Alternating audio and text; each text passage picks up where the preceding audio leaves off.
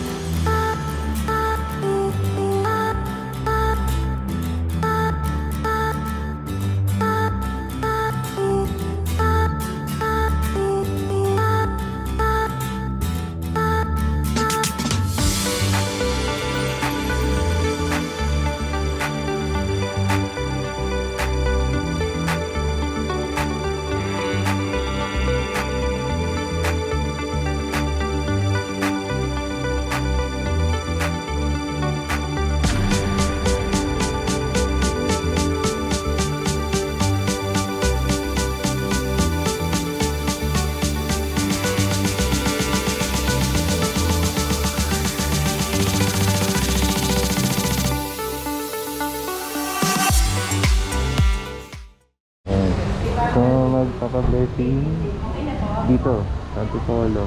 Ayan, bali pipili mo na dito.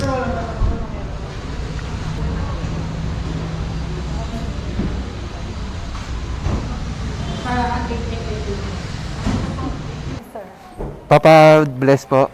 Motor? Apo. Dito na lang sa area mo. Apo. Apo. Ayan. So, ayun, ililista nila. Kunin lang yung pangalan, tapos kung ano yung papa-bless. And then, may slip na ibibigay. Yan. Maraming salamat po. Thank you. Yan. So, pabulik na daw sa harapan after. Pagka nagbayad ka, ito, may makukuha kang, prayer. Yan. So, balik na uli. Magkakabasaan.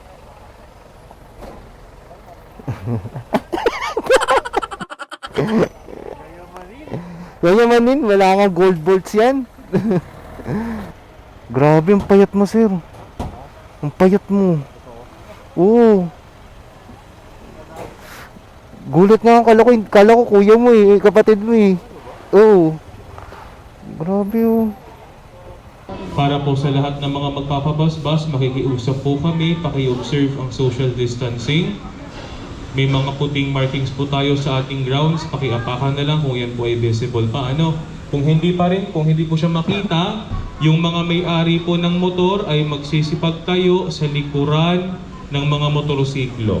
Yung mga angkas naman po ninyo, pwede po kayong tumayo sa harap ng motor. Sa harap po ng motorsiklo yung mga angkas para at least ma-assure natin ang distansya ay even, no? Yung mga kasama po nating mga bata, mga buntis at mga senior citizen ay mananatili sa loob ng mga sasakyan. At panghuli po, pagkatapos po ng ating panalangin sa pagbabasbas at final blessing, gagawa po tayo ng maayos na pila dito sa aking gawing harapan. Dito na po kami magwiwisik ng banal na tubig para po dun sa mga may bisikleta at motor, kayo po ang unang lalabas. Gagawa po tayo ng dalawang maayos na pila. Pagkatapos pong mawisikan, diretso na po tayo palabas. Wag po sana nating babarahan yung ating exit. Pagkatapos ng mga motor, lalabas naman po yung mga sasakyan. Huwag na po ninyong buksan yung hood at yung compartment para hindi po tayo gaanong magtagal at hindi po tayo gaanong maghintay o paghintayin yung mga nasa likuran po ninyo. Pakibaba na lamang po lahat ng bintana para mawisikan din po namin kayong lahat na nasa loob. Kung kayo po ay magsisimba, magdarasal sa harap ng Birhen ng Antipolo, sisilip sa harap ng simbahan, pwede po kayong mag-park sa kabilang side ng ating parish patio, no? Huwag po sana nating babarahan yung gilid, kagaya po ng sabi natin kanina, para hindi po tayo maka-aksidente o para hindi po tayo matamaan o magasgasan posible ng mga susunod na magpapabasbas na lalabas. Maraming salamat po. Juan, papuri sa iyo, Panginoon. Sinabi ni Jesus, ako ang daan at ang katotohanan at ang buhay. Walang sinubang makararating sa Ama, kundi sa pamamagitan ko. Ang mabuting balita ng Panginoon. Panginoong Jesus, manalangin tayo. Ama naming makapangyarihan, ikaw ang lumikha ng langit at lupa. Sa iyong kapasyahan, ipinakatiwala mo sa mga tao ang mga dapat gampanan sa daigdig na ito. Ipapaloob mo sa mga maglalakbay sa pamamagitan ng sasakyang ito ang paglingap sa kaligtasan ng taon. Sa kanilang pagkaroon sa kawaima at ilibang, yung ipadamang si Kristo kasama sa daan bilang Panginoong mabubuhay kasama mo ng Espiritu Santo magpasawalang hanggan. Amen. Papabasbas ng Nagigis Artigas. Paawa ng Diyos at gawaran ng pagbabasbas ang mga larawang ito, dasalan mga pagpapanalangin upang makatulong sa kasalukuyang buhay sa ikauunlad sa paggawa ng kabutihan upang makamit ang ligaya ng kalamitan sa pamamagitan ng Kristo kasama ng Espiritu Santo magpasawalang hanggan. Sumainyo ang Panginoon. Pagpalain kayo ng makapangyarihang Diyos, Ama at Anak at Espiritu Santo. Amen.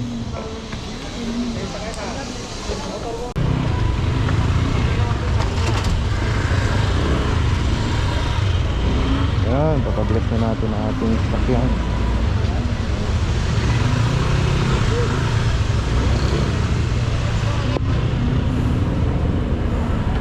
Salamat po.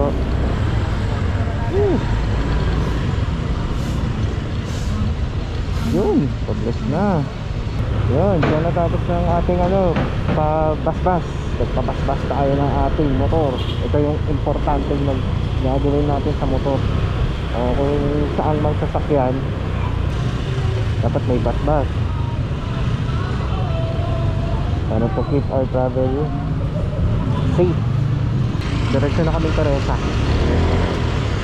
After sa Reggie, mga nasa 15 minutes lang naman daw. Pero okay lang. Masaya yun, masaya. Maganda din. Let's go, Antipolo. So, kakaliwa ata kami. Yeah, kakaliwa nga. Ayun. So, tapos na kami magpa-blessing ng aming motor. Kasama ko si Sir Reggie. Grabe, si Reggie pumayat talaga. Ayun. So, medyo mahaba na rin kasi yung tinatakbo nito. Medyo mataas na. Taas sa 3,800. Ang tinakbo ng motor natin. Yun tayo napagpa-blessing para Siyempre, pagdasal natin ang ating ginagamit sa araw-araw. Sana yun dito sa kapahamakan. Tsaka tsaka panatilihin tayong ligtas. Ayun, sa ligtas na pagbabiyahe. Sana gabayan tayo ng nasa taas. So, kung magpapaano kayo guys, magpapabless kayo dito sa Antipolo, ayun, kita nyo naman na pipila lang. So, pagpasok sa Antipolo, pagpapark lang. Tapos, yun, pipila ka na dun sa may blessing side, sa may gawing kanan yun eh. So, magbibigay ka lang ng donation, parang bibigyan ka ng resibo. Sabihin mo lang kung ano ipapabless mo, tsaka yung pangalan. And then yun, bali prior blessing, ibibigyan ka ng i-check nila yung receipt.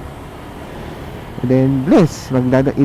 Meron tayong prayer para sa safe na paglalakbay. At saka ayun, babasbasan na ng banal na tubig o nung holy water. So practice naman ng social distancing, although maraming tao, pero hindi naman talagang crowded na dikit-dikit. And then yun, exit na agad. So I think mga nasa 20 minutes. So they advise yung mga motor, yung mga bike, mga bisikleta, yung mga kotse, parang dadaan dun sa harap nila. Pagka motor, 2 linya. Tapos kapag ka sa kotse, 1 linya lang, kasi yun lang ang kasya. So ayun, yun ang ginagawa. Babasbasan na nila ng holy water habang ikay dumadaan. Ayun.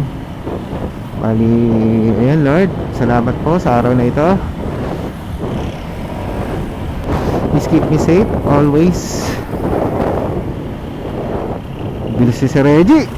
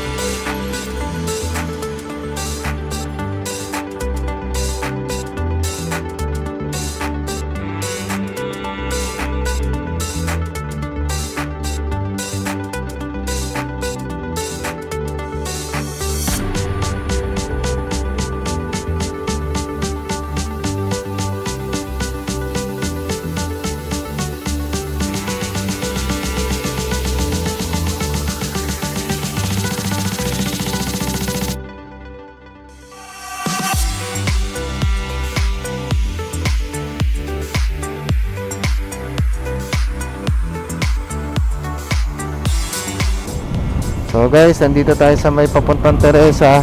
At ayan ang bubungad sa inyo. Napakaganda. Sulit na sulit. Sulit ang pagod. Ito po, sa pagpalipad ng drone dito. Ay, ganda. Para ka nasa Palawan. So yan, yung mga bilog-bilog na yan, actually umiikot yan. Yan. So, ang purpose niyan is kapag may maaksidente or kunyari may nawalan ng preno during pababa, is kapag bumangga dyan, is hindi siya dire-diretso sa bangin. Ang mangyayari, parang rollers. Parang dadaos-dos lang siya, imbis na patusok, pagilid siya. Kung paano nakahilera yung mga drum na yon, yung mga rollers na yon. So, okay, maganda yan. Para yung maiwasan na may mahulog dun sa para yun may maiwasan mahulog sa bangin.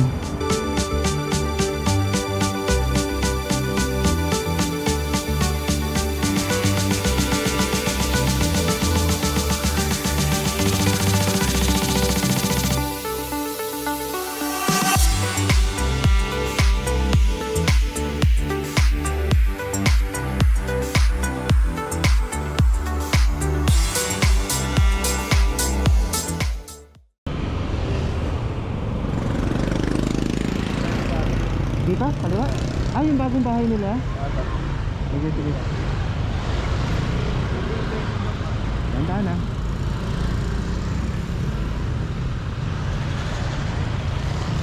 Bagong bahay na pala nila pupuntahan natin.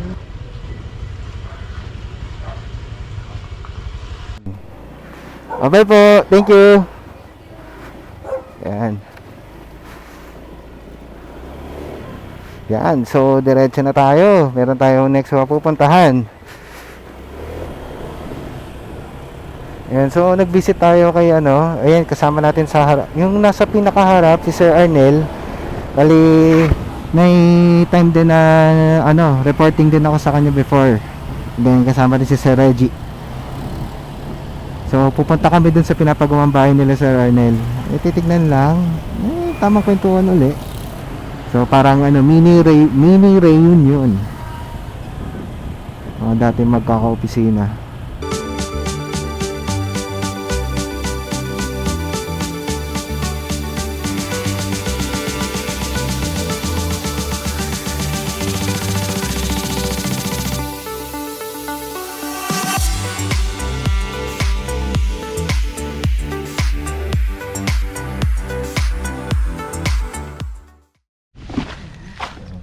Yung bahay.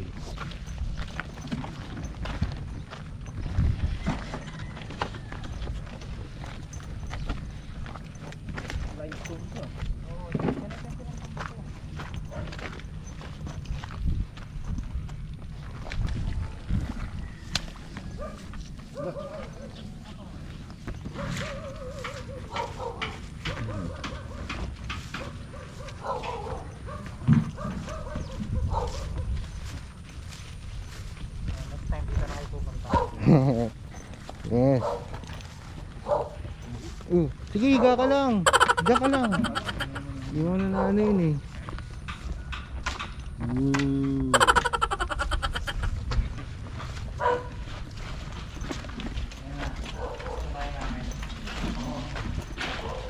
Malaki din. Oo. Laki. No? Laki, sir. Malaki para sa inyong tatlo ah. Oo, may taas pa. So that's it for the short episode of our motovlog today. Bali, nagpa-bless tayo ng ano, pinabless natin tong Airblade, itong motor natin sa Antipolo.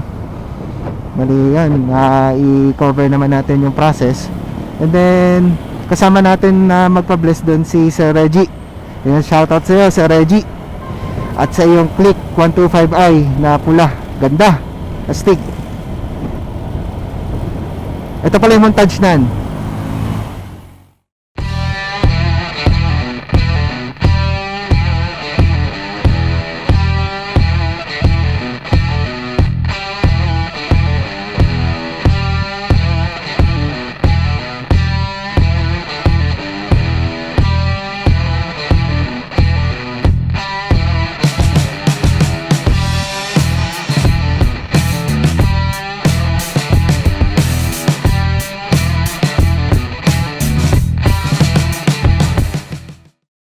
Yan yung ano, Click 125i.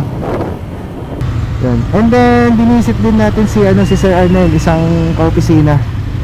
So we visited his house. Tsaka nakikulit. So guys, please react on this video by clicking the like button. And then kung hindi nyo naman nagustuhan, dislike. And then kung meron kayong comments, recommendations, suggestions, pwede nyo siyang i-comment dito sa my comment box. Yan. So please don't forget to subscribe sa ating maliit na channel. So once again, this is Motor Paul, leaving you a message na chill rides, good vibes, ride safe, and see you around.